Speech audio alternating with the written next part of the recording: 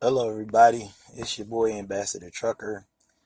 I have not updated in like 3 weeks or so, but there's been a lot that's happened since my last update. I am still working for Western Express. I'm still a lease operator.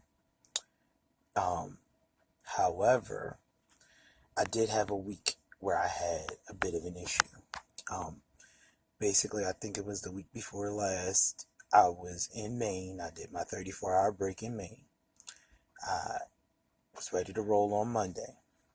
And on Monday, I sent my driver manager a message and said, "Hey, I'm ready to roll. I need a trailer and a load." So he sends me an address to go pick up a trailer, and there's nothing but broke trailers there. So uh, I sent him a message to that effect and told him that there were nothing but broke trailers there. And two hours later, I hadn't received a response back. Um, so then he sends me a message. Just grab the closest, the best trailer you can find. Get a hold of Breakdown and head on out. I said okay. So I had a load at the time to go from Poland Springs, Maine to, I think I want to say, Latham, New York, and it was to a Sam's Club, and it was only like 4 or 5 hours away. And I told my driver manager I didn't want that load because I didn't want to drive 4 hours to hold on to a load. Sam's Clubs and Walmart are very strict about live unload times, and I didn't want to drive only 4 or 5 hours after coming off a break just to sit there for till the morning. Well, uh, I get there, and I when I hook up to the trailer, the trailer that I hooked up to had an ABS light on. That was like the best thing. Everything else either had a hole in it or it just looked horrible. Um, so I went and took the trailer to the breakdown told me to take the trailer to a repair shop. Now, after going back and forth from my DM that day, I didn't get to the repair shop till about 3 o'clock that afternoon. And I had been ready to roll since 8 o'clock that morning. And so my 14-hour clock was dwindling down. Um, and at that point, I uh, only had a few hours of drive time left. Um, I talked to the guy at the repair shop. He told me that uh, they couldn't fix it that day because it was going to need an ABS sensor. I was thinking the sensor or something you could pop in, pop out, and keep on moving. But apparently they had to do a lot of work to get to that sensor. Um, so I was not able to uh, take the trailer that day. Also, rewind that day, I'd asked them for somewhere else to go pick up an empty trailer. He said there were no other empty trailers in the area. But when I sent him that message about the trailer, then he sends me a message back and tells me to go pick up a trailer from a Home Depot. And I'm thinking to myself, okay, there were no trailers, other trailers. Why couldn't I have picked up this trailer from the Home Depot earlier? But I guess it's because it was a Home Depot store and not a Home Depot distribution center. But yeah, because I actually, um, from experience, I know there's a Walmart distribution center further up north in Maine, further north than where I was. And I almost had in mind to either go to that Walmart distribution center or to drive down to New Hampshire, to Fremont, New Hampshire, which both locations from where I was about 50 miles in each direction. Um, and I was going to go there and ask them if they had an empty trailer. Um, because I was actually at the time I was getting frustrated. I was looking for an empty, and it didn't seem like they were interested in assisting me at the time. And then I also didn't have any fuel. It was just that day was a rough day. So um, I get a trailer from the Walmart, or from the Home Depot. After I got the trailer from the Home Depot, then I went to Poland Springs and Hollis Center because they sent me another load because I wasn't able to pick up the first one because the delivery, I wouldn't have been able to make that delivery on time. So I asked them to get me something else. They got me another load, and when I got to Hollis Center, because I did a split so I can make it to Hollis Center. When I got to Hollis Center, uh, they said someone had picked up the trailer already. I was like, you know what, you gotta be freaking kidding me. So I just laid down and went to sleep. And got woken up about 7 o'clock in the morning to a message that said, hey, that trailer's on the yard somewhere. What you mean? That trailer's there in Hollis Center. It's pinging that it's in Hollis Center. So then I go back to the people inside and they say, oh, well, the guy that was supposed to pick up the trailer said the trailer had a flat tire, so he didn't take the trailer. Okay, so then I found the trailer, and then the glad hand on the trailer was broke. I was like, you know what, this is just, I'm batting 2 for 2 this week. And then after that, I called some breakdown. I did a breakdown through the app, and they sent someone out to fix the glad hand. Then I called the stores. It was supposed to be a 2-stop load. I had another load now to go to New Jersey. It was supposed to be a 2-stop load. And they didn't want the freight anymore because apparently the freight was 2 days behind. So they were like, yeah, no, we're not going to take it. So then I had to wait in Hollis Center some more that day to get another load. And they gave me another load, but it was in the door being loaded. And so I didn't leave until Tuesday night. Mind you, I took a 34-hour break. I was not doing anything all day Sunday, all day Monday, and all day pretty much Tuesday. So then after that, when I was on my way with the new trailer down the road, the one that was this one was going to New Jersey as well. But when I was going to the new trailer down to New Jersey, the 7-pin plug, the 7-way plug came out of the trailer. And so then I had to sit on the side of the road and wait for someone to come fix that. I was like, you know what? These trailers, this is just awesome trailer week with Western. So at this point in time, I still drove all the way to New Jersey. But when I got to New Jersey, I mind you, at this point in time, I only had one load so far, and it's Wednesday. I had to wait to get unloaded. My delivery time wasn't supposed to be till like 5 that evening or something like that. And I got there to Elizabeth, to Wakefern, at 9 o'clock in the morning. 3 o'clock in the morning. So come about noon, I went up to the window and I was like, well, look, I just wanted to check and see if I can get unloaded any earlier, because I've been sitting here a while, and I really, really, really need to get out of here. So at that point in time, they unloaded me, and then I don't remember where I went from there right now, but after I got unloaded, I had another day that week. I pretty much had 3 days that week that I was like not doing anything. So I wound up that week only coming in with like 2,000 miles. So I said all of that to explain to you what all went wrong, because I wanted to also see what was going to be my driver manager's response on the other end as far as me taking care of all of this. So at this point in time, I asked him, I said, look, okay, And then I was also supposed to go home that weekend as well.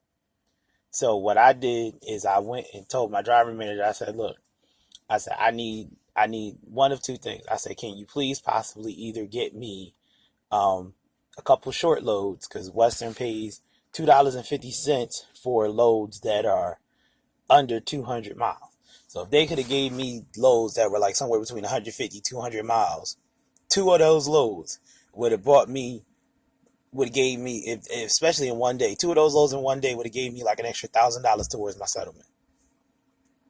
But of course, that all depends on freight availability.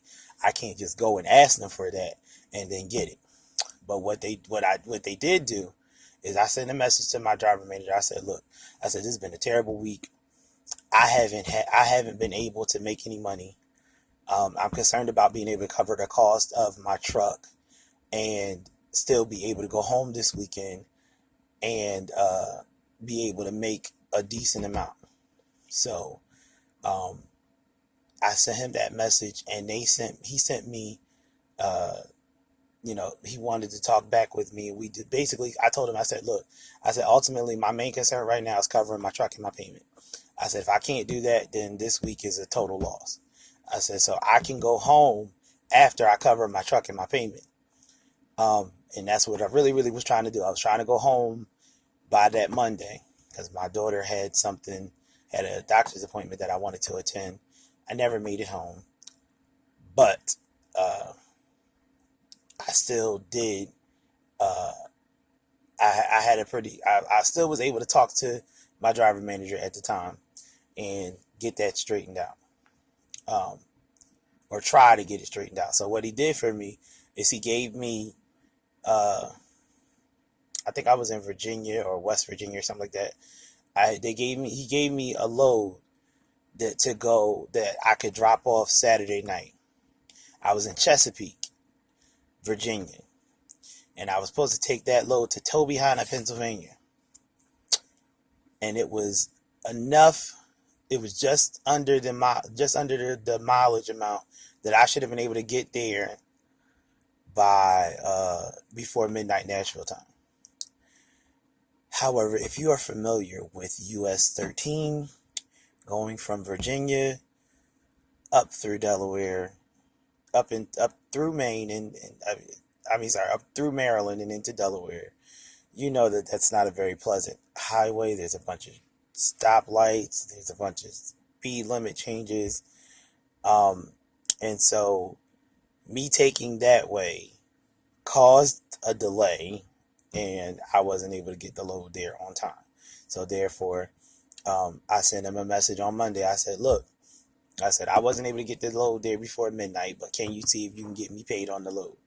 Meanwhile, I didn't know that this guy, I don't know if he quit or if he got let go, but that Wednesday, right after all of this, I had a new driver manager. And I was like, okay. So I sent him a message and said, "Hey, look, this is what happened last week." He called, then, he said, "Well, look, I'm trying to reach out to all the drivers right now." And when he called me on the phone, we got everything straightened out. He actually got my truck payment deferred for a week. So that way I could catch up, and actually have a check worth taking home.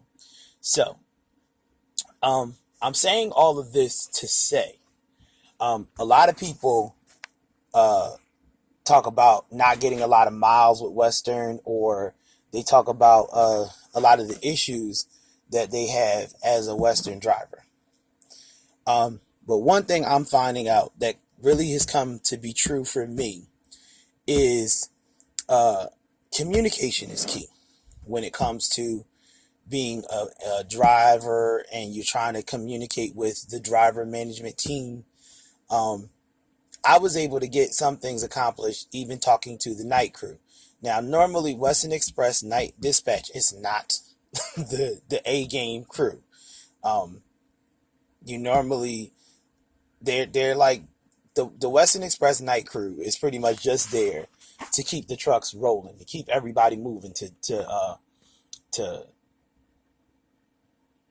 process your macros and to keep you dispatched. No one is really there. They do have a planner that's there sometimes, but nobody is really there to plan you on a load. If you don't have a load before the planner leaves, then you're sort of kind of stuck. But um, me communicating and communicating properly and not calling up there, cussing anybody out, yelling at anybody, calling. I didn't call up there, send a message with attitude or anything. Um, I communicated well, communicated through the Qualcomm, and was able to get a lot of things accomplished, despite everything that happened that was not in my favor.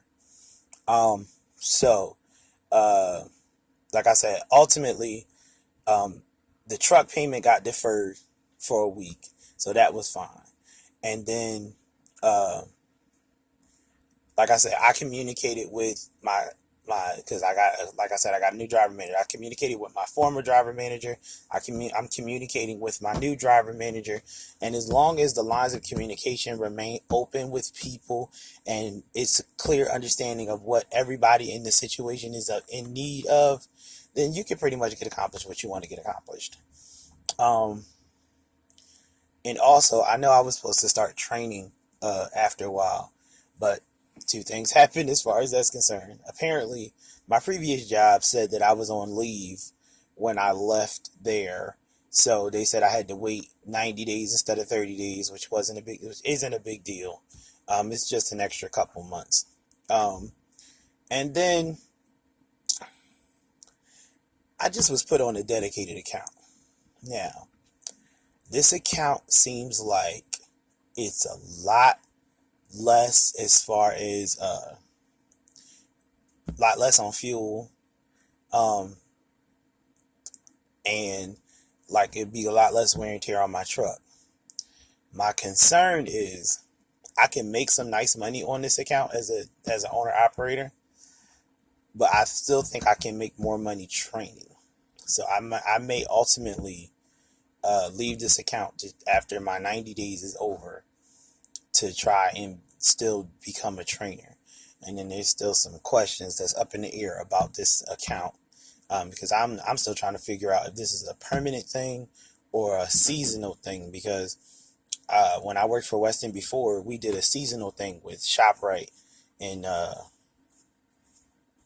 we were like in Nazareth or Bethlehem, Pennsylvania, or something like that. We were up in Pennsylvania because I was living in up that way at the time. But uh, we had ran ShopRite trailers for maybe a week or a couple weeks or something like that. And right now I'm running Food Line trailers. So after I do this, uh, I don't know. Like I said, I'm trying to figure out if I'm going to stay on this account or if I'm going to come off this account so I can train, because um, me doing my calculations, I still think I can make more money training as opposed to working on this account. Um, and that's basically where my head is right now. I'm trying to see which is more beneficial for my wallet and for what I want to do. Uh, so yeah. Aside from that, like I said, I still don't really have any problems with Western. When it comes down to it, again, uh, this is a trucking. We're truck drivers. Things happen. I've had broke down equipment with every company that I've been with, so that's not Western just specifically. A lot of us drivers don't take care of company equipment the way we ought to, um, whether it be the truck or the trailer. A lot of us drivers don't take care of company equipment the way that we ought to. So then we leave that off for the next driver, and then that becomes the next driver's headache. I've done it before, and it's been done to me. It's unfortunate, but it happens. Um, so uh, you basically, like I said, one of the major things is you communicating to the driver management about what it is that you need. And as long as you do that, you'll be able to get accomplished what you need to get accomplished. This has been way too long of a video, so I'm going to leave it at that. But like I said, right now, Weston is doing me well. I don't see me having a problem. And I'm going to, like I said, I'm going to debate about this whole, whether I'm going to stay on this account or whether I'm going to do training or what have you. But for right now, I'm going to stick with this account for a little bit. I'm going to talk to my driver manager, my new driver manager, and see, what else, what options we can talk about as far as this. But like I said, if you're having a problem, but you don't communicate your problem, nobody can help you out. That's just point blank. So, you know, it's out here. The money's out here. You can make it. It's not impossible. I'm not to the point where Weston is not giving me a good amount of miles. Even this week before I got on this account, I still came close to 3,000 miles in the week. Um, and so I'm expecting a pretty decent settlement this week when I get my settlement. Um, and that's about it. It's Thanksgiving week. Happy Thanksgiving to everybody in advance. Like I said, get out there, do what you got to do. But I really, I've not seen me being a lease operator too many big downsides that I'm not going to experience somewhere else as far as being a lease operator with Western Express. So, everyone have a great day. Peace.